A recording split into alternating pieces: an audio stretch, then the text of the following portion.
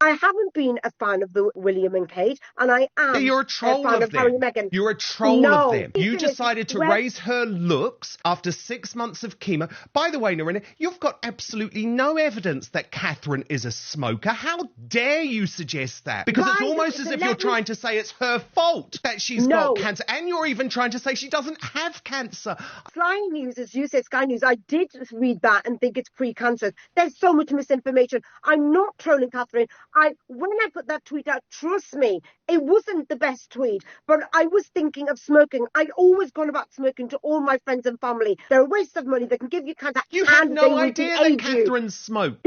There's pictures of Catherine. She used to smoke. In 2007, there is a picture of Catherine with a packet of cigarettes in her bag. You have no evidence that she has ever touched a cigarette. No, there is evidence out there. She was smoking on holiday. When Dan Wootton, a prominent columnist known for his staunch support of the monarchy, stepped in. Wootton, never one to shy away from controversy, used his platform to defend Kate Middleton vigorously. Wootton, in his column, vehemently defended Kate Middleton. He argued that Kaur's comments were not just an attack on Kate, but on the institution of the monarchy itself. His words were powerful, aiming to rally support for the princess. He characterized Kaur's comments as a deliberate attempt to bring down the princess. Wootton's defense was not just about protecting Kate, but also about preserving the dignity of the royal family. He accused Kaur of using inflammatory language and engaging in online bullying. Wootton's accusations added fuel to the fire, intensifying the debate and drawing even more attention to the controversy. His defense of Kate was passionate, unwavering, and resonated with many who felt protective of the princess. Supporters of the royal family rallied behind Wootton, echoing his sentiments and condemning Kaur's remarks. However, it also raised questions about Wootton's own biases and his role in shaping public opinion. Critics argued that his defense was not entirely objective and that his personal admiration for the monarchy might have influenced his stance. The incident served as a reminder of the complex interplay between media, public figures, and the audience, highlighting the power and responsibility that come with a public platform. Dan Wootton's defense, a chivalrous knight or biased defender. Dan Wootton, a well-known figure in British media, is no stranger to controversy.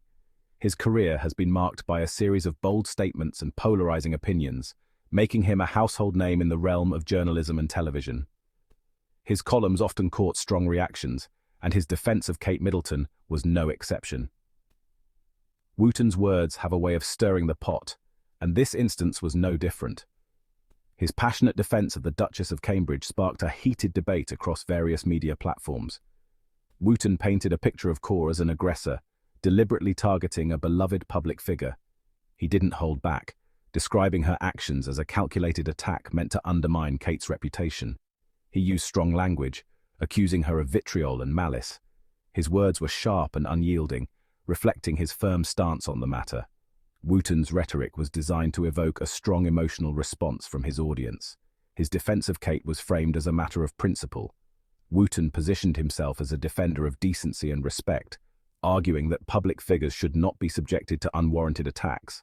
He argued that public figures, especially those in the royal family, deserve respect and protection from online abuse. Wootton emphasized the importance of maintaining a certain level of decorum when discussing individuals who are constantly in the public eye. He positioned himself as a champion of fairness, calling out what he perceived as a blatant attack on the princess. Wootton's narrative was clear. He saw himself as standing up for what was right, defending someone who he believed was being unfairly targeted. This narrative resonated with many who share his admiration for the monarchy and his concern about online negativity. His supporters praised him for his courage and conviction, seeing him as a voice of reason in a sea of online vitriol. However, Wootton's impassioned defense also drew criticism. Not everyone agreed with his perspective, and some felt that he had gone too far in his condemnation of Kaur. Some accused him of overreacting and blowing the situation out of proportion. Critics argued that Wootton's response was disproportionate to the comments made by Kaur, suggesting that he was using his platform to amplify a minor issue. They argued that Kaur's comments, while critical, did not constitute trolling or harassment. According to them, her remarks were within the bounds of acceptable public discourse and did not warrant such a vehement response.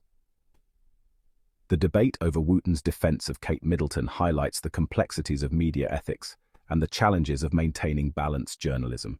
It underscores the fine line between defending public figures and potentially perpetuating bias. Scrutinizing the defender Wootton's history and potential bias. His critics often point to his close ties to the royal family and his tendency to present their perspective favorably. They argue that his personal relationships and beliefs could cloud his judgment and influence his reporting. In the case of Kate Middleton, Wootton's history of staunch support for the princess is well documented. He has consistently praised her public work, her commitment to her royal duties, and her role as a wife and mother. This unwavering support, while admirable to some, raises concerns about his ability to approach this particular controversy with objectivity. Critics argue that Wootton's personal admiration for Kate might have influenced his perception of Kaur's comments. They suggest that his desire to defend the princess might have led him to interpret Kaur's words in the harshest possible light. This, they argue, undermines his credibility as a journalist and casts doubt on the fairness of his reporting. Kate and Meghan, two sides of the same royal coin. The controversy surrounding Kate Middleton and Narinder Kaur inevitably draws comparisons to Meghan Markle's experiences with the British media. Both women have been at the centre of media storms, but the nature and intensity of the coverage have varied significantly. Meghan, the Duchess of Sussex, has been subjected to relentless scrutiny and criticism since her relationship with Prince Harry became public. From the moment their relationship was announced, the media's focus on Meghan was intense and often invasive. She has spoken openly about the toll that the negative press and online abuse have taken on her mental health. In interviews, Meghan has described feeling isolated and unsupported, highlighting the severe impact of the relentless media scrutiny. The similarities between the two situations are striking. Both Kate and Meghan married into the royal family and were immediately thrust into the global spotlight. However, their experiences with the media have been markedly different. Both women, thrust into the spotlight by their marriages into the royal family, have faced intense public scrutiny. Their every move, fashion choice, and public appearance have been dissected by the media and the public alike. Both have been subjected to negative comments, both online and in the traditional media. Social media platforms have become battlegrounds where supporters and critics of both women voice their opinions, often in harsh and unforgiving terms. However, the reactions to their experiences, particularly from certain sections of the press, have differed significantly. While Kate has faced her share of criticism, the tone and nature of the coverage have often been more favourable compared to Meghan's. Some observers point to a double standard in the way Kate and Meghan have been treated. They argue that the media has been more lenient and supportive of Kate, while Meghan has faced harsher and more personal attacks. They argue that Meghan's experiences with the British media have been demonstrably more negative and hostile compared